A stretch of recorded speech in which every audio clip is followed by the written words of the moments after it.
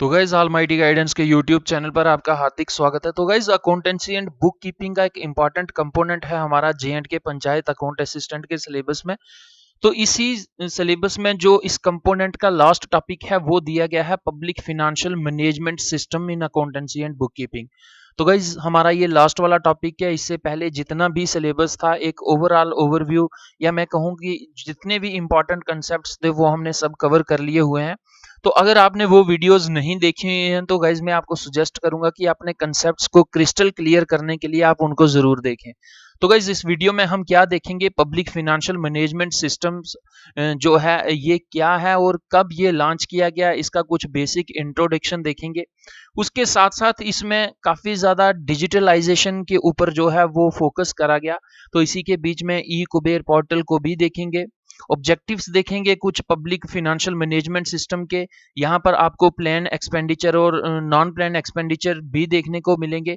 और इसके साथ साथ हम देखेंगे कि किस प्रकार के बेनिफिट्स हुए हैं इससे, जो पब्लिक फाइनेंशियल मैनेजमेंट है इस प्रोग्राम को, इस सेंट्रल सेक्टर स्कीम को लॉन्च करने के बाद।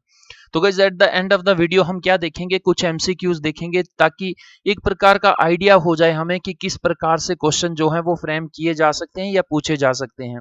तो गाइस इस प्रकार से हमारे पास टोटल जो है वो 15 कंपोनेंट्स हैं। तो सॉरी 15 टॉपिक्स हैं इस कंपोनेंट में, और इस वीडियो में हम देखेंगे ये लास्ट वाला हमारा जो टॉपिक है पब्लिक फाइनेंशियल मैनेजमेंट सिस्टम। तो गाइस क्या होता है ये, सबसे पहले हम देखते हैं इसकी कुछ बेसिक इंट्रोडक्शन। तो क्या कह रहा था पीएफएमएस। तो सबसे पहले आपको ये जो पीएफएमएस है इसकी फुल फॉर्म भी एग्जाम में पूछी जा सकती है। तो क्या इसकी फुल फॉर्म है, public financial management system, earlier known as CPSMS. तो गाइस यहां से आपको डायरेक्ट क्वेश्चन पूछा जा सकता है।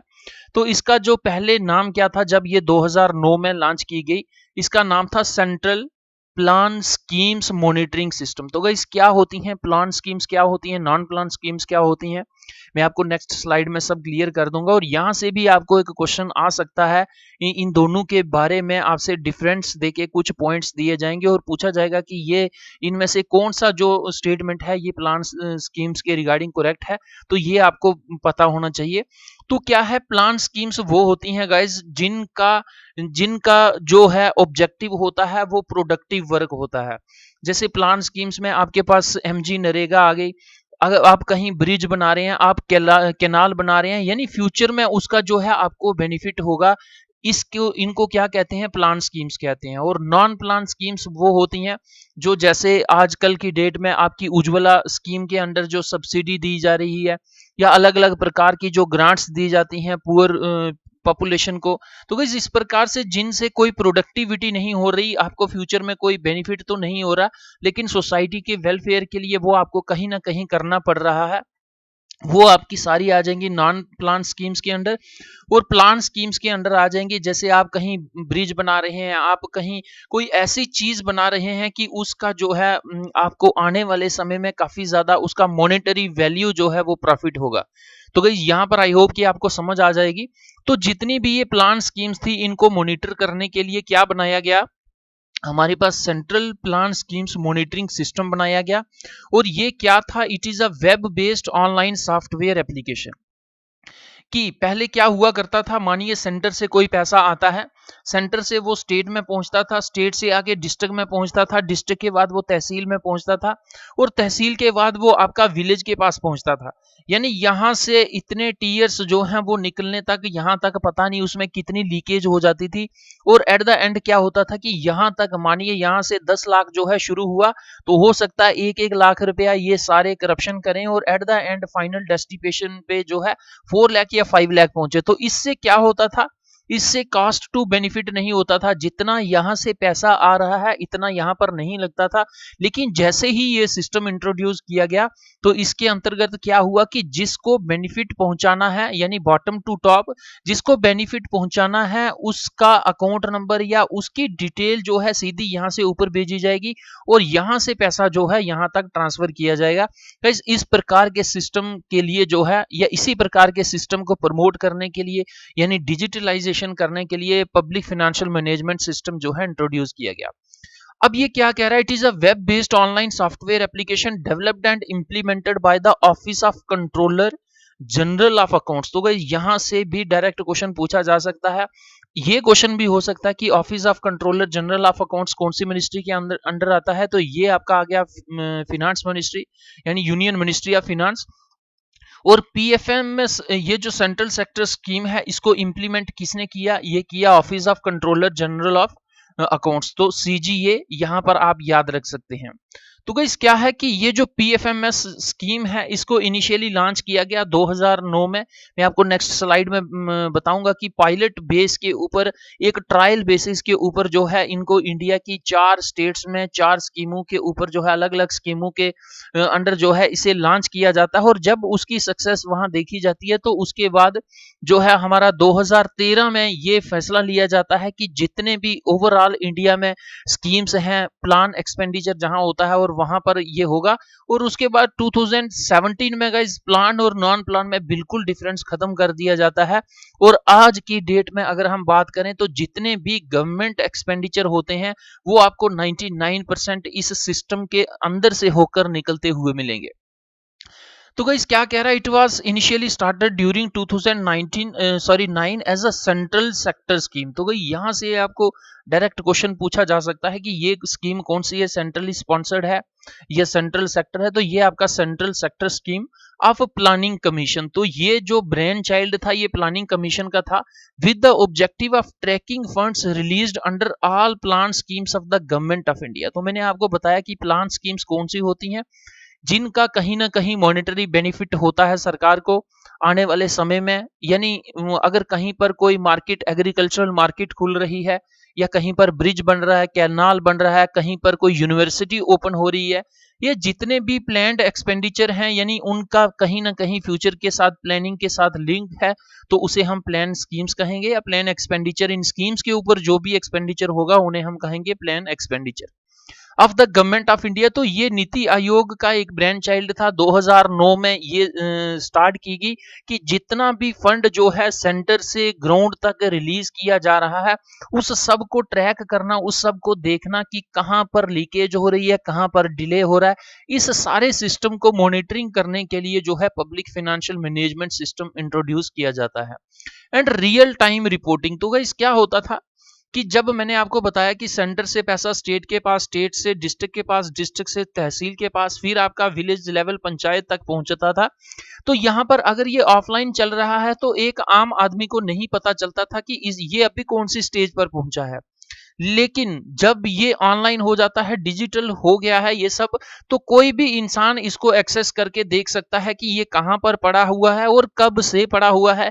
ये सारा जो है रियल टाइम रिपोर्टिंग आपकी इस सिस्टम में देखने को मिलेगी। गाइज इसके बाद मैंने आपको बता दिया कि 2009 में जो है इसे as a project, pilot project की तरह इस्तेमाल किया गया ट्रायल बेसिस के बाद। जब इसकी सक्सेस हो गई, तो 2013 में क्या हुआ, the scope was enlarge to cover direct payment to beneficiaries under both plan and non plan schemes. तो गाइस डीबीटी काफी इंपॉर्टेंट कंसेप्ट है आपका। डीबीटी इसका मतलब होता है डायरेक्ट बेनिफिट ट्रांसफर। तो गाइस इसको पहले समझना बहुत जरूरी है। तो डायरेक्ट बेनिफिट ट्रांसफर क्या होता है, मानिए आप घर में जो है एलपीजी लेते हैं, एलपीजी किसी डीलर से लेते हैं, वो डीलर किसी और स्टॉक होल्डर्स से लेता है, और एट द एंड करते करते आपके 5-7 लेवल आ जाते हैं, और ऊपर आपका कौन बैठा हुआ है, ऊपर गवर्नमेंट ऑफ इंडिया बैठी हुई है। तो मानिए सरकार ने जो है वो रेट जो तय किया हुआ है, मानिए 800 रुपया तय किया हुआ है, और सरकार ने बोला कि 800 में आपको 300 जो है ये सब्सिडी मिलेगी। यानी आपको जो रियल वैल्यू पे करनी है वो उसकी 500 पे करनी है, 300 रुपया सब्सिडी मिलेगी। और इसमें क्या करता है कि कस्टमर 800 रुपया जहां पर पे करके आ जाता है, और ये पैसा जब जाता है, तो वापस जो सरकार सब्सिडी देती है उसके बहुत कम चांसेस होते थे कि जितना सरकार ने पैसा दिया है वो सब्सिडी कस्टमर तक पहुंचे। या तो ये बिल्कुल ही नहीं देते थे, या बीच में से इसकी कुछ ना कुछ जो है वो अपनी भी शेयर होल्डिंग रखते थे। और एट द एंड क्या था कि ये जो करप्शन थी, इन ट्रांसपेरेंसी थी, अनअकाउंटेबिलिटी, ये काफी ज्यादा लार्ज मात्रा में यहाँ पर देखने को मिलेगी। लेकिन जैसे ही ये 1 जनवरी 2013 में इस सारी करप्शन को रोकने के लिए डीबीटी स्कीम जो है ये लॉन्च की गई। इसका मतलब था डायरेक्ट बेनिफिट ट्रांसफर, कि अब जो भी एलपीजी पे या इसी प्रकार की आपको जो भी सब्सिडी या जो भी नॉन प्लान आपका एक्सपेंडिचर आपको फायदा पहुंचाने के लिए सरकार पैसा देगी, सरकार इनके हाथों में आपका वो पैसा नहीं भेजेगी, वो बेनिफिट आपका अकाउंट ले लेगी और उस अकाउंट में जो है वो डायरेक्ट पैसा ट्रांसफर करेगी। अब गाइस कैसे सरकार पैसा ट्रांसफर करेगी? सरकार एक एक के अकाउंट को तो देखेगी नहीं, तो इसके लिए क्या किया गया, इसी प्रकार की सेंट्रल सेक्टर स्कीम जो है पब्लिक फाइनेंशियल मैनेजमेंट, इसका यूज किया गया। इसी में जो है पोर्टल वहां पर आपका डीबीटी भी खोला गया और डीबीटी के अंडर क्या था कि जितने भी डीलर्स थे, जितने भी कस्टमर्स थे, इन सब की रजिस्ट्रेशन होती थी और नीचे से आपको सीधा डेटा आता था और उस डेटे में जो भी अकाउंट नंबर या जो भी रियल टाइम बेसिस पे आपको ट्रांसफर करना था तो वो आप कर लेते थे। यानी ये जो offline hand to hand benefit पहुंचाने का काम था, इसको अब डायरेक्ट कर दिया इन्होंने, डायरेक्ट बेनिफिट ट्रांसफर के माध्यम से। और ये डीबीटी आपका किसके अंडर इंट्रोड्यूस किया गया? ये पब्लिक फाइनेंशियल मैनेजमेंट सिस्टम के अंडर इंट्रोड्यूस किया गया। तो गाइस यहाँ पर क्या है, प्लान और नॉन प्लान स्कीम्स दोनों को ऐड कर लिया गया 2013 में। तो यहाँ पर आपको ये भी क्वेश्चन पूछा जा सकता है कि प्लान और नॉन प्लान स्कीम्स को आपका पब्लिक फाइनेंशियल मैनेजमेंट सिस्टम के अंडर कब इंक्लूड किया गया? तो ये 2013 में इंट्रोड्यूस किया गया। इन दोनों के बीच में डिस्टिंक्शन को कब खत्म किया गया? तो गाइस ये 2017 में किया गया। ये भी क्वेश्चन आपको याद रखना है। 2009 में इसको पायलट प्रोजेक्ट के बेस पर इंट्रोड्यूस किया गया। 2013 में डीबीटी सिस्टम को इंट्रोड्यूस किया गया। 2017 में आपका ये जो डिस्टिंक्शन था कि प्लान क्या है, नॉन प्लान क्या है, किस प्रकार से इनको मैनेज करना है, ये सारी डिस्टिंक्शन भी यहां पर स्क्रैप कर दी गई। तो गाइस यहां पर आपको ये याद रखना कि ये जो पब्लिक फाइनेंशियल मैनेजमेंट सिस्टम था, इसको इनिशियली स्टार्ट करने का जो नाम था वो क्या था? Central plan schemes monitoring system, मैंने आपको बता दिया। और ये आपका 2008-9 यानी 9 में ही ये स्टार्ट हुआ। ये फाइनेंशियल ईयर आपका 2008-9 था, इसलिए इसको यहाँ फाइनेंशियल ईयर बताया गया है। इसको एज अ पायलट प्रोजेक्ट जो है फर्स्ट टाइम इंट्रोड्यूस किया गया। कौन कौन सी स्टेट में? आपका मध्य प्रदेश में, बिहार, पंजाब और मिजोरम। तो ये आपको याद रखना है, ये आपको याद रखना है, मध्य प्रदेश, बिहार, पंजाब और Mizoram.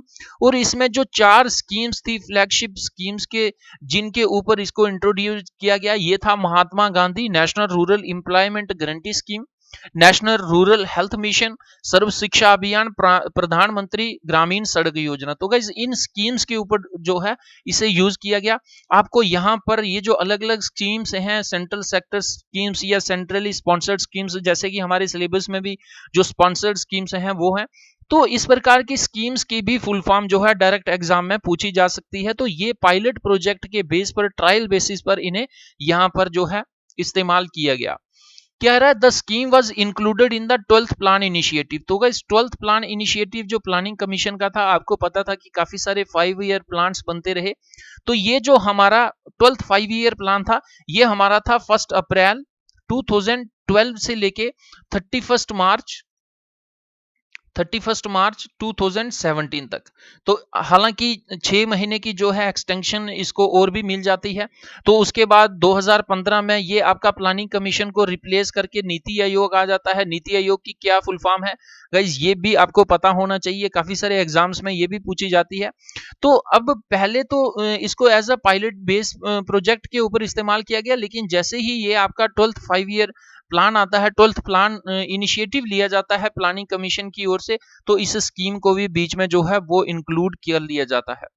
In December 2013, the Union Cabinet approved the national rollout of PFMS for all states and schemes for a period of 4 years. तो गाइस 2013 में इसको जितनी भी स्कीम्स हैं सरकार की, नेशनल लेवल की, चाहे वो स्टेट्स के लिए हैं या चाहे नेशनल लेवल के लिए हैं, उन सब स्कीम्स को पीएफएमएस अंडर जो है वो मॉनिटर करने का सिस्टम, या उनमें जो फंड जो भी रिलीज किए जाएंगे वो ट्रैक पीएफएमएस स्कीम के द्वारा किए जाएंगे। गाइस इस प्रकार का अनाउंसमेंट जो है दिसंबर 2013 में सरकार की तरफ से आता है।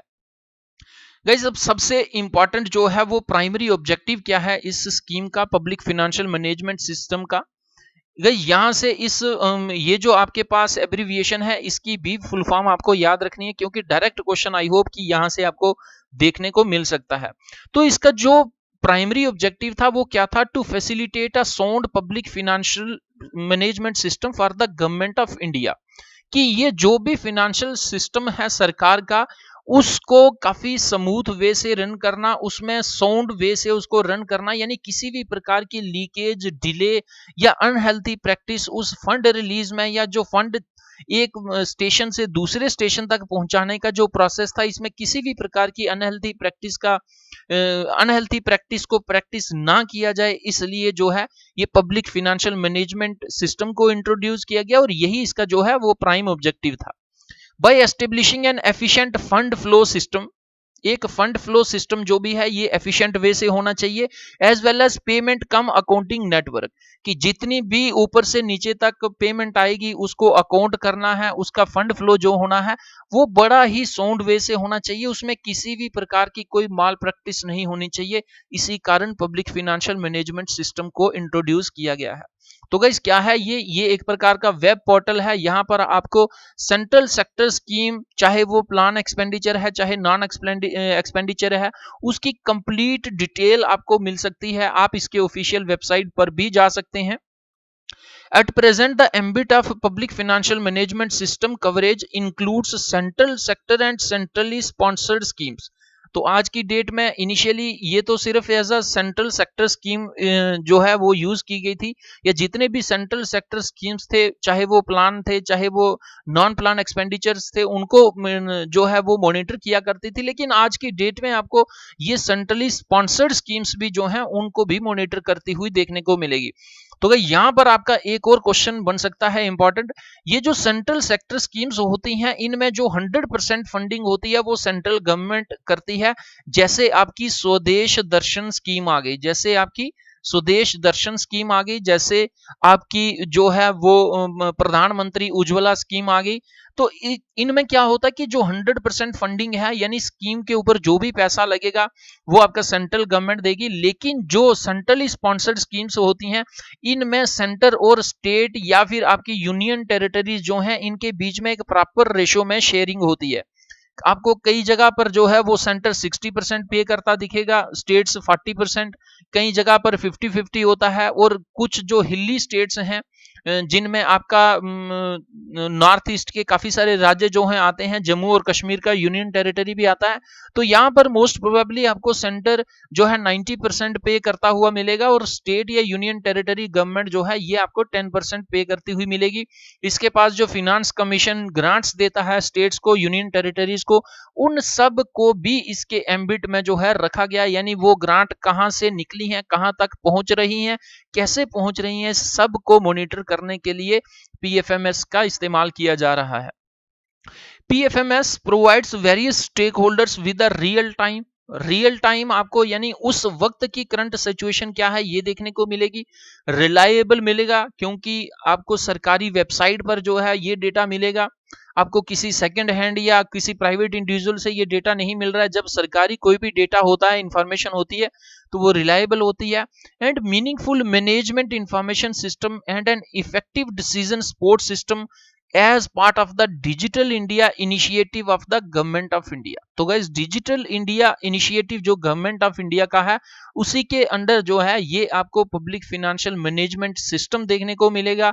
इनडायरेक्टली अगर हम कहें कि एक आम मान सकते हैं आप पब्लिक फाइनेंशियल मैनेजमेंट सिस्टम की।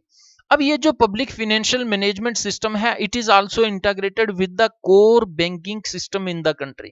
तो गाइस कोर बैंकिंग सिस्टम क्या है कंट्री में, वो अभी मैं आपको बताऊंगा कि ये आपका आरबीआई का एक पोर्टल है। तो इस पोर्टल में क्या करता है कि अब देखिए आरबीआई के पास और भी काफी सारे काम हैं। कहीं से उसे सीआरआर सेट करना है, एसएलआर सेट करना है, कहीं से उसको और भी काफी सारे बैंकिंग नॉर्म्स को सेट करना है, उसे अलग से मॉनेटरी पॉलिसी को सेट करना है। तो ये बहुत से काम होते हैं। तो अब जो भी कस्टमर्स हैं उनको अगर कोई आरबीआई से काम पड़ता है या किसी प्रकार की सर्विस चाहिए, तो इसके लिए आरबीआई ने क्या किया है, ई कुबेर पोर्टल जो है उसे लॉन्च किया है। तो गाइस अगर आपने इकोनॉमिक्स पढ़ी होगी तो उसमें क्या होता है, जितने भी बैंक्स होते हैं उन सब का कहीं ना कहीं पीएसएल टारगेट्स होते हैं, पब्लिक सेक्टर लेंडिंग वो टारगेट्स होते हैं कि आपको जो 40% आपका अमाउंट है लोन का वो आपको इन प्रेस्क्राइब्ड फील्ड्स में देना होता है। तो गाइस क्या होता है, वो पीएसएल सर्टिफिकेट्स होते हैं, मानिए किसी ने ज्यादा दे दिया तो उसको एक सर्टिफिकेट मिल जाएगा, और जिसको कम मिला है, जिसकी वो लैंडिंग नहीं हुई है, तो वो उस सर्टिफिकेट को परचेज करता है।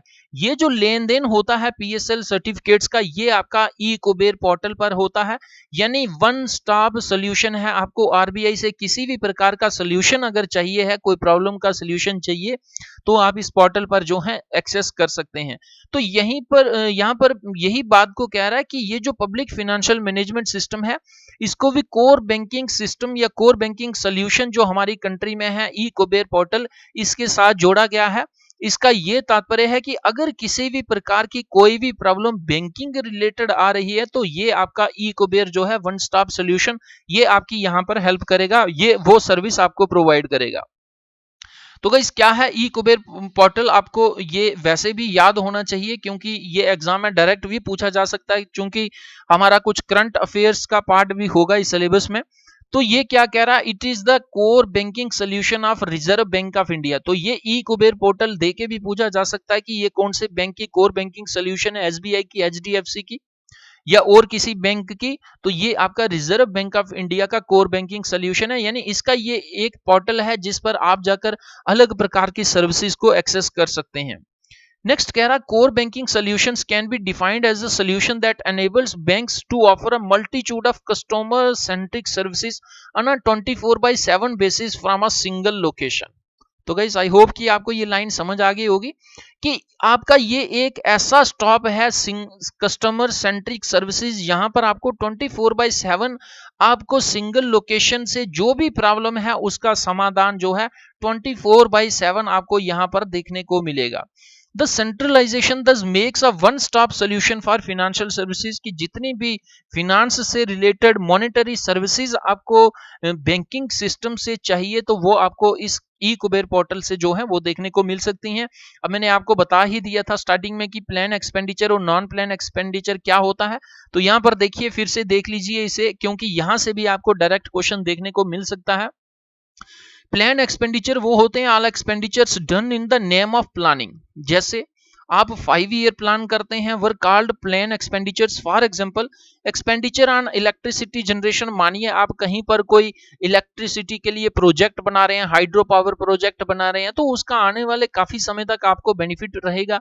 आप कोई इरिगेशन सिस्टम को डेवलप कर रहे हैं, रूरल एरिया की डेवलपमेंट कर रहे हैं, या आप कुछ कंस्ट्रक्शन कर रहे हैं रोड ब्रिज की, कैनाल की, तो ये कहीं ना कहीं आपको आपकी जनता को, जनता की वेलफेयर के लिए ये आपको बेनिफिट पहुंचाएंगी। तो जिनको भी बेनिफिट, जिन भी स्कीम्स का जो है वो लॉन्च या उनको इनिशिएट करने का एक ही जो प्राइम ऑब्जेक्टिव होता है, वो होता है फ्यूचर प्रॉफिट, तो उसको हम क्या कहेंगे, उसको प्लान एक्सपेंडिचर कहेंगे। इसी प्रकार से नॉन प्लान एक्सपेंडिचर आ गया, all expenditures other than plan expenditure were known as the non plan expenditure, की जिनका भी आपको फ्यूचर में किसी भी प्रकार के बेनिफिट का आपके दिमाग में ऐसी कोई चीज नहीं है, तो उनको हम क्या कहेंगे, नॉन प्लान एक्सपेंडिचर कहेंगे। फॉर एग्जांपल जैसे हम अगर किसी से लोन लिया हो तो उस पर इंटरेस्ट पेमेंट करते हैं, या सरकार किसी को पेंशन दे रही है, या स्टैट्यूटरी ट्रांसफर्स टू स्टेट्स या यूनियन टेरिटरी गवर्नमेंट्स को दे रही है। और जैसे गाइस यहाँ पर देखिए, ये क्या है, ट्रांसफर्स, स्टैट्यूटरी ट्रांसफर्स, या फिर आपका यहाँ पर ग्रांट्स भी आ सकता है। तो ग्रांट्स क्या होती हैं, ग्रांट्स का मतलब होता है आपको किसी भी प्रकार की रीपेमेंट जो है नहीं करनी है। तो देखिए, अब सेंट्रल गवर्नमेंट अगर स्टेट गवर्नमेंट को इस प्रकार की ग्रांट देती है, तो भी ये नॉन प्लान एक्सपेंडिचर में आ जाएगा। तो गाइस जो ऑब्जेक्टिव्स हैं इसके वो क्या है, monitoring of flow of funds from center to the lowest level of implementation both for fund flows to state consolidated funds and to implementing agencies, कि देखिए सेंट्रल सरकार जो है वो अपने फंड से जो स्टेट गवर्नमेंट है उसके कंसोलिडेटेड फंड में जो पैसा ट्रांसफर करती है, और उसके बाद जो भी इंप्लीमेंटिंग एजेंसीज होती हैं उन तक ये पैसा किस तरीके से पहुंचता है, इसकी पूरी प्रॉपर मॉनिटरिंग होनी चाहिए इस फ्लो ऑफ फंड्स की। ये एक प्राइमरी ऑब्जेक्टिव है उसका। नेक्स्ट कह रहा है registration along with their bank accounts of all agencies receiving plan funds at all tears of operation, कि जितने भी, मानिए कि यहाँ पर अलग अलग लेवल्स से जो है ये पैसा आपका यहाँ तक पहुंच रहा है, तो ये जितने भी लेवल्स हैं इन सब का प्रॉपर रजिस्ट्रेशन होना चाहिए बैंक अकाउंट के साथ पीएफएमएस में। Payment to ultimate beneficiaries through banking channel, की बैंकिंग चैनल के माध्यम से जो अल्टीमेट बेनिफिशियरी है उस तक पेमेंट पहुंचे। capturing component wise expenditure on real time basis at all tiers of implementation including at panchayat and village levels, कि जितने भी आपका अलग अलग टीयर्स पर ये पैसा कहां पर पहुंच रहा है, कितना पहुंच रहा है, कौन सी स्कीम के लिए पहुंच रहा है, तो ये आपका कंपोनेंट वाइज एक्सपेंडिचर को रियल टाइम बेसिस पर जो है ऑल टीयर्स यानी जितने भी लेवल तक ये पहुंच रहा है उसका प्रॉपर ट्रैकिंग होना चाहिए। Decision support system at to all levels of programme administration, centre, state, district and local government, that is panchayat and municipality, कि कौन सा पैसा कहां पर पहुंचा है और उस स्टेज पर क्या डिसीजन लेना चाहिए, इस प्रकार का बेनिफिट जो है ये भी ऑब्जेक्टिव है पीएफएमएस का। और इसके बाद जो सबसे इंपॉर्टेंट आपको देखने को मिलेगा कि ट्रांसपेरेंसी और अकाउंटेबिलिटी, कि कौन सा पैसा कहां पर कितना पड़ा है, किस स्कीम के लिए पड़ा है, कब से पड़ा है, आम नागरिक को भी ये सारी डिटेल पता होनी चाहिए। और इसको प्रमोट करने के लिए ट्रांसपेरेंसी, पारदर्शिता और अकाउंटेबिलिटी, यानी आप किसी न किसी को जवाबदेह जब होते हैं तो उसको हम क्या कहते हैं, अकाउंटेबिलिटी। तो इस प्रकार के आइडियाज को प्रमोट करने के लिए जो है ये प्राइमरी ऑब्जेक्टिव्स कुछ रहे हैं हमारे पब्लिक फाइनेंशियल मैनेजमेंट सिस्टम के। तो गाइस जब से इस स्कीम को लॉन्च किया गया है इसके काफी सारे बेनिफिट्स भी हो गए हैं। इसने ट्रांसपेरेंसी को प्रमोट किया है, इंप्रूवमेंट लाई है, जितनी भी सेंट्रल सेक्टर फाइनेंशियल मैनेजमेंट जो है और जो इंप्लीमेंटेशन अलग अलग सेंट्रल गवर्नमेंट की स्कीम्स हैं उनमें जो फंड फ्लो आया है उनकी पारदर्शिता को इसने जो है वो बढ़ाया है। इसके साथ कह रहा है takes care of diversity and multiplicity of channels through which money spent and transferred, कि अलग अलग चैनल्स के माध्यम से जो है वो पैसा ट्रांसफर किया जा रहा था उसको भी इसने कहीं ना कहीं जो है वो फायदा पहुंचाया है। Establishes a common electronic platform, की एक प्रकार का एक सिंगल प्लेटफॉर्म इसने प्रोवाइड किया है कि जो आपकी कंप्लीट ट्रैकिंग हो सके फंड्स की, जो सेंट्रल गवर्नमेंट से जो है वो लार्ज नंबर के प्रोग्राम्स जो है इंप्लीमेंट करती है और सेंट्रल गवर्नमेंट से जो जितने भी इंप्लीमेंटिंग एजेंसीज हैं उन तक फंड फ्लो में एक प्रॉपर ट्रांसपेरेंसी, अकाउंटेबिलिटी को इसने प्रमोट किया under both central government and the state governments until it reaches the final intended beneficiaries. तो गाइस काफी इंपॉर्टेंट है ये। इसके बाद क्या रहा है, प्रोवाइड्स डिसीजन सपोर्ट सिस्टम, मैंने आपको बता दिया कि कौन सी स्टेज पर पैसा पड़ा हुआ, कितना पड़ा हुआ, कौन सी स्कीम के लिए पड़ा हुआ है, तो ये आपकी मिनिस्ट्रीज या डिपार्टमेंट्स हैं उनको डिसीजन सपोर्ट सिस्टम एक प्रकार का प्रोवाइड करती है। और इसके बाद कह रहा है improvements brought out in the management of public funds through PFMS, beneficial impact on the management of state government public finances as well as efficient delivery of public services by the states. तो guys क्या कह रहा है कि जब से ये system जो है इंट्रोड्यूस किया गया हुआ है तब से जो सेंटर के फिनांस होते थे, जो स्टेट के फिनांस होते थे, इनकी जो मैनेजमेंट है ये और भी ज्यादा इफेक्टिव हो गई है और लोगों तक जो पब्लिक सर्विसेज पहुंचनी चाहिए थी उनका भी आज की डेट में एफिशिएंट डिलीवरी देखने को मिल रहा है। इसके साथ क्या कह रहा है, reflects true spirit of cooperative federalism with the centre and the state governments combining their efforts. तो इस फेडरलिज्म क्या होता है कि यहाँ पर जो है आपका सेंटर में स्टेट बैठा हुआ है तो अलग अलग आर्म्स हैं इसकी, जिनको हम क्या कहते हैं, स्टेट्स या यूनियन टेरिटरीज कहते हैं। तो इन सब के बीच में जो है वो इफेक्टिव कोऑपरेशन जो है उसको ये प्रमोट कर रहा है, यानी कोऑपरेटिव फेडरलिज्म को भी इसने प्रमोट किया गया है। क्योंकि जो हमारी स्टेट्स या यूनियन टेरिटरीज की गवर्नमेंट्स हैं वो सेंट्रल गवर्नमेंट के साथ आपको काफी ज्यादा कोऑपरेट करती हुई देखने को मिलेंगी। provides potential to improve program and financial management, thus reducing the float in the financial systems by enabling just in time releases. तो यहां पर ये क्या कह रहा है कि एक प्रकार सा ये पोटेंशियल प्रोवाइड करता है कि जितने भी प्रोग्राम्स हैं, चाहे वो फाइनेंशियल हैं, चाहे वो इंप्रूवमेंट के लिए प्लान नॉन प्लान एक्सपेंडिचर्स हैं, उनको इंप्रूव करना, उनके जितने भी वहां पर जो आपको कुछ लूप होल्स मिलते थे उन सब को जो है वो बॉटल नेक्स को रिमूव करना और जस्ट इन टाइम रिलीजेस को एनेबल करना। तो जस्ट इन टाइम क्या होता है गाइस कि आप मानिए कि सरकार आपके पर्टिकुलर एरिया में जो है वो एक ब्रिज हुआ करता था और कहीं ना कहीं बरसात आई, वो ब्रिज टूट गया और वो ब्रिज आपको काफी ज्यादा पॉपुलेशन को जो है वो कनेक्टिविटी करता था। तो अब इस ब्रिज को जो है वो ऑन द स्पॉट आपको बड़े जल्दी से जल्दी बनाना है। तो इसके लिए क्या होता था कि अगर आप ऑफलाइन बेसिस के ऊपर ऊपर देखें तो यहाँ से पैसा शुरू हुआ, यहाँ से तक पहुंचा, तो करते करते हो सकता है सालों लग जाए आप तक पहुंचने के लिए। लेकिन इस ब्रिज को पहुंचाना है तो आप क्या करते हैं, सीधा अपनी डिमांड रखते हैं और सेंट्रल गवर्नमेंट सीधा उसी कॉन्ट्रैक्टर के अकाउंट में भेज देती है। तो इसे हम क्या कहेंगे, जस्ट इन टाइम रिलीज। तो इसको भी प्रमोट किया है पब्लिक फाइनेंशियल मैनेजमेंट सिस्टम ने। इसके साथ साथ हमें यह भी बताती है कि गवर्नमेंट की बोरोइंग्स कितनी है और उनका डायरेक्ट इंपैक्ट क्या पड़ सकता है सरकार के ऊपर, जनता के ऊपर। Tracks any unnecessary parking of funds by the implementing agencies, minimising the delay and pending payments. तो मैंने आपको बता दिया पहले ही कि किसी भी फंड को एक जगह पर आप पार्क नहीं कर सकते और ज्यादा डिले ना हो या कितना डिले हो रहा है, ये सारी चीजें ट्रैक की जाती हैं और ये सारी पब्लिक के सामने होती हैं पब्लिक फाइनेंशियल मैनेजमेंट सिस्टम के अंतर्गत। Public financial management system enabled the government in ground breaking DBT. तो गाइस मैंने आपको बताया कि डीबीटी ये जो सिस्टम आया है इसने काफी ज्यादा करप्शन को जो है वो रिमूव कर दिया है with collateral benefits of plugging leakages and eliminating ghost beneficiaries. तो गाइस क्या है कि इस सिस्टम में जितने भी आपको लीकेजेस थे उनको जो है वो बंद किया गया है और जितने भी आपके बेनिफिशियरीज थे, यानी जो रियल बेनिफिशियरीज थे वो ना होकर जो आपके ऊपर वाले लेवल के थे जो करप्शन किए जा रहे थे उनको यहाँ पर गोस्ट बेनिफिशियरीज कहा जा रहा है। तो इन सब को जो है वो खत्म करके आपका डायरेक्ट बेनिफिट ट्रांसफर के तहत यहाँ से इंफॉर्मेशन आपकी ली जा रही है और आपको कहाँ पैसा देना है ये सीधा ऊपर से ही आपको पैसा यहाँ पर पड़ेगा, यानी किसी भी प्रकार का डिले जो है यहाँ पर नहीं होगा, करप्शन यहाँ पर नहीं होगा। तो गाइस किस प्रकार से क्वेश्चन जो है वो पेपर में पूछा जा सकता है, आप देखिए क्या लिखा है। Public financial management system was previously known as. तो मैंने आपको स्लाइड के स्टार्ट में ही बोला था कि इस प्रकार से क्वेश्चन जो आपको देखने को मिल सकता है। तो इसका क्या नाम था, ये कह रहा है central plan scheme for monitoring scheme, public plan scheme for monitoring scheme, fund plan scheme for monitoring scheme, properties plan scheme for monitoring scheme. तो गाइस इसका क्या आंसर होगा, इसका आंसर हो जाएगा हमारे पास, इसका आंसर गाइस हमारे पास ए हो जाएगा, central plan scheme for monitoring scheme. This was done by including PFMS in the. तो यहां पर ये पूछ रहा है कि ये जो प्लानिंग कमीशन हमारा एस्टवाइल हुआ करता था, आज की डेट में ये क्या है, ये नीति आयोग है। तो नीति की क्या फुल फॉर्म है आप कमेंट बॉक्स में लिखिए, national institute for transformation of India. तो क्या है इसकी full form, correct full form ये आपको कमेंट बॉक्स में लिखना है।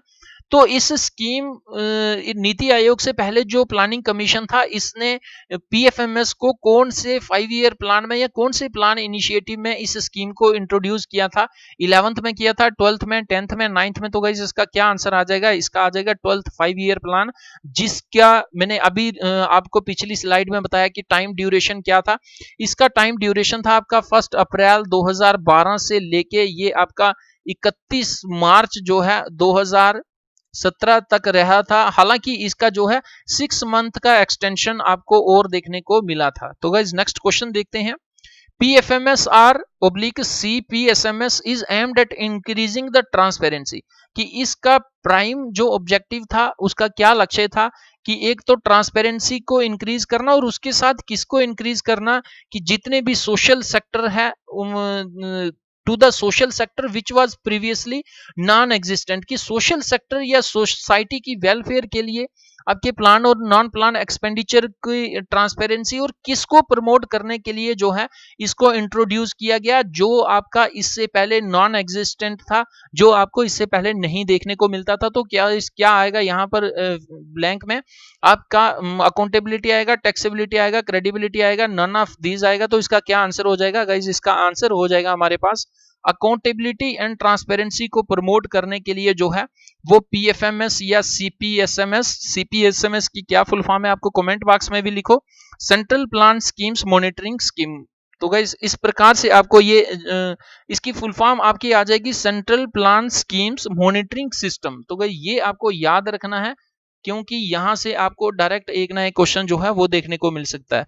तो गाइस आई होप कि आपको ये सारी वीडियो जो है बहुत अच्छे से समझ आ गई होगी।